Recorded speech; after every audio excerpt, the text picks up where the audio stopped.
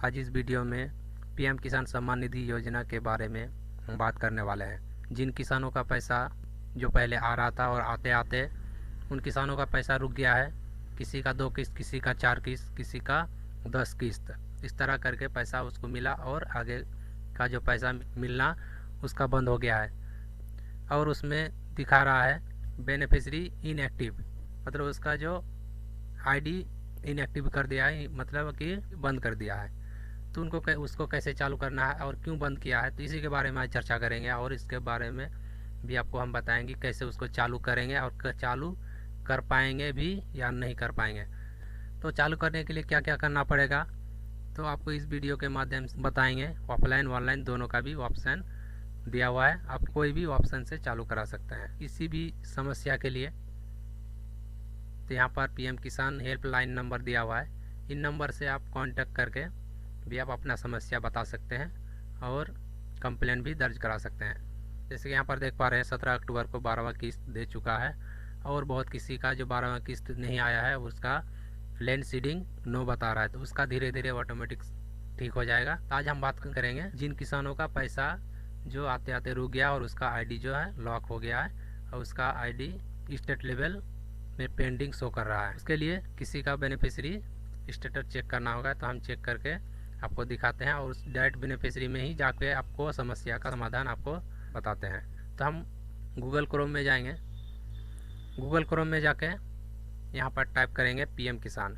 जैसे यहाँ पर पीएम किसान हम टाइप किए, टाइप करने के बाद उसके बाद जो फर्स्ट वाला जो लिंक यहाँ पर शो कर रहा है pmkisan.gov.in पर हम क्लिक करेंगे। जैसे कि यहाँ पर पीएम किसान सम्मान निधि योजना निधि लिखा हुआ है, इस पर हम क्लिक करेंगे। तो यहाँ पर क्लिक करने के बाद यहाँ पर पीएम किसान का ऑफिशियली वेबसाइट है, तो यहाँ पर खुल के आ गया। तो यहाँ पर देख पा रहे हैं, थोड़ा सा नीचे स्क्रॉल करेंगे। अगर आपका KYC नहीं किया हुआ है तो यहाँ पर जैसे देख पा रहे हैं कि KYC आधार के साथ मोबाइल नंबर अगर जुड़ा हुआ है तो यहाँ से आप KYC कर सकते हैं। अगर नहीं है तो CSC सेंटर से ही आपको KYC कराना होगा। न्यू फॉर्मा रजिस्ट्रेशन के लिए ये वाला ऑप्शन है।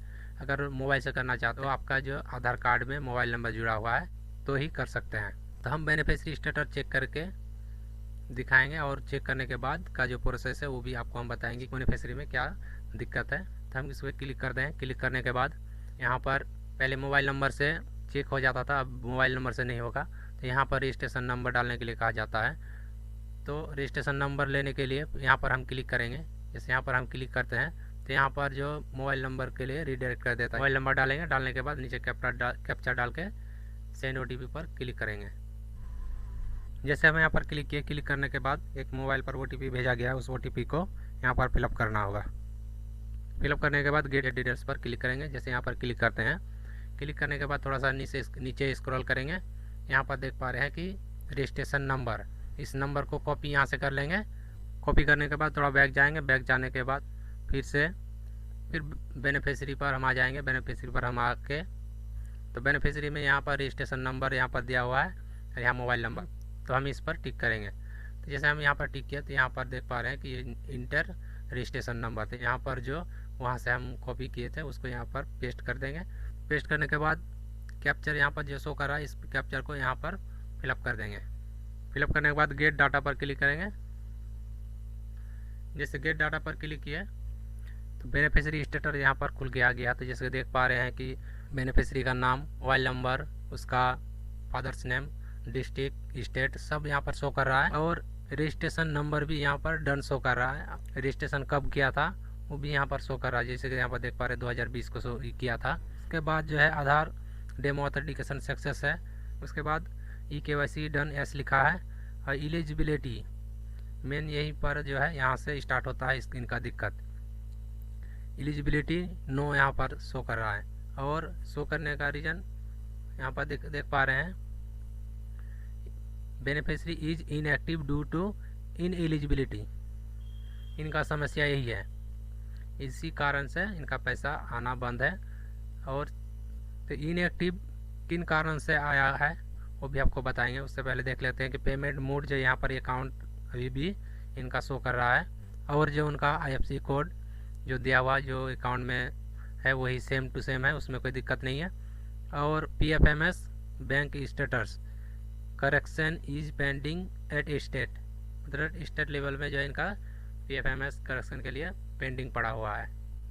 जब ये समस्या का समाधान करके दे देंगे किसान सलाहकार को, तो किसान सलाहकार आगे का काम जो आगे का जो प्रोसेस है वो कर देंगे। उसके बाद जो है स्टेट लेवल तक पहुंच जाएंगे। पहुंचने के बाद जो PFMS का प्रॉब्लम वो हट जाएगा। तो उसको ठीक करने के लिए यहाँ लैंड शेडिंग नो, तो जिनके नाम से ये आवेदन किया हुआ है उन फार्मर का नाम या उन फार्मर का जो उम्र 18 से कम हुआ होगा, इसके कारण भी हो सकता है। और जो है कि उसका ज़मीन में कोई दिक्कत पाया गया है, या उसका जैसे पहले दादा के नाम से ज़मीन था और वो दादा का ज़मीन खुद से ऑनलाइन कराया था, कराने के बाद जो है पैसा जो 2 किस्त 4 किस्त जो भी उसको मिला है, उसके बाद जैसे वेरीफाई किया गया है, तो वेरीफाई करने के बाद जो उसको छांट दिया गया है, क्योंकि उस टाइम वंशावली ये सब नहीं लगाया था। तो एक ये भी कारण हो सकता है। और जैसे कि ज़मीन उसका पहले उसके नाम से था और उस ज़मीन को वो बेच दिया है, तो जो पार्टी खरीदा है वो पार्टी जो है उस ज़मीन से वो अपने नाम से PM किसान सम्मान निधि योजना का लाभ लेना स्टार्ट कर दिया होगा। ये भी एक कारण हो सकता है। तो इनको सही करने के लिए अगर दादा का ज़मीन है तो आप वंशावली एक बना लीजिए। वंशावली बनाने के बाद उसके बाद एक LPC भी बनाना होगा। LPC बनाने के बाद LPC और वंशावली दोनों लगा के आप अपना काम कर सकते हैं। तो इस तरह आप अपना जो है दादा का ज़मीन से भी आप फ़ायदा ले सकते हैं। अगर खुद का ज़मीन है तो LPC लगाने का कोई ज़रूरी नहीं है। आप अपना ज़मीन के साथ जो आप इसमें जो फार्मर रजिस्ट्रेशन करने के लिए जो आप डॉक्यूमेंट्स दिए थे LPC, और वही डॉक्यूमेंट्स और ज़मीन का रसीद ये सब दे के आप आगे का काम कर सकते हैं। और PM किसान सम्मान निधि का पैसा बंद होने का कारण और भी है, जैसे कि NPCI नोट डन, अगर ये प्रॉब्लम है तो आपका पैसा रोक दिया जाएगा। और इनकम टैक्स पेयर, अगर आप इनकम टैक्स पे करते हैं सरकार को, तो उस कंडीशन में भी आपका पैसा नहीं आएगा, या आ रहा है तो आगे जो भी अगर सर्वे होगा या कुछ होगा तो आपका पैसा रोक दिया जाएगा। और रिजेक्ट जो होता है, जैसे फिजिकली वेरिफिकेशन करने के लिए आपका गांव में आता होगा, तो उसमें सोचते होंगे कि मेरा तो पैसा आ रहा है तो हम क्यों फिजिकली वेरिफिकेशन करवाएंगे, ये फॉल्स आया है। तो इन कारण से भी आपका जो फिजिकल वेरिफिकेशन रिजेक्ट कर देता है। और एक प्रॉब्लम, अगर आप डबल रजिस्ट्रेशन कर लिए हैं तो उस पर भी आपका जो पैसा रोक दिया जाता है। और eKYC जैसे आप कर लिए हैं और इसमें अपडेट नहीं हुआ है और आगे कुछ ना कुछ उसमें प्रॉब्लम आया है, तो उसके कारण आपका eKYC पेंडिंग में चला गया या अपडेट नहीं हुआ होगा या ठीक से eKYC नहीं किया होगा, तो उसके कारण भी सब प्रॉब्लम आता है। तो मेन प्रॉब्लम आपका जो यहाँ पर देख पा रहे हैं, beneficiary is inactive due to eligibility, इसके लिए आपका ज़मीन नेट पर आपके नाम से चढ़ा हुआ रहना चाहिए और दादा परदादा के नाम से है, बाप दादा के नाम से ज़मीन है, तो उसके लिए आपको एक वंशावली बना के देना होगा। वंशावली के साथ एक LPC ज़मीन का रसीद, करंट रसीद भी होना चाहिए। उस रसीद को लगा के आप अपना जो डॉक्यूमेंट्स है उस डॉक्यूमेंट्स को देकर आगे का काम कर सकते हैं और प्रधानमंत्री सम्मान निधि योजना का लाभ ले सकते हैं। अगर टैक्स पेयर हैं आप कुछ भी कर लीजिए, आपका पैसा नहीं आने वाला है, तो आपका फॉर्म रिजेक्ट हो जाएगा ऑटोमेटिकली। जैसे यहाँ पर PFMS status correction is pending at x state, जैसे करेक्शन करने के बाद आपका पेंडिंग शो करता है स्टेट लेवल में। पहले तो जाता है ब्लॉक लेवल में, उसके बाद जाता है डिस्ट्रिक्ट लेवल, उसके बाद जाता है स्टेट लेवल।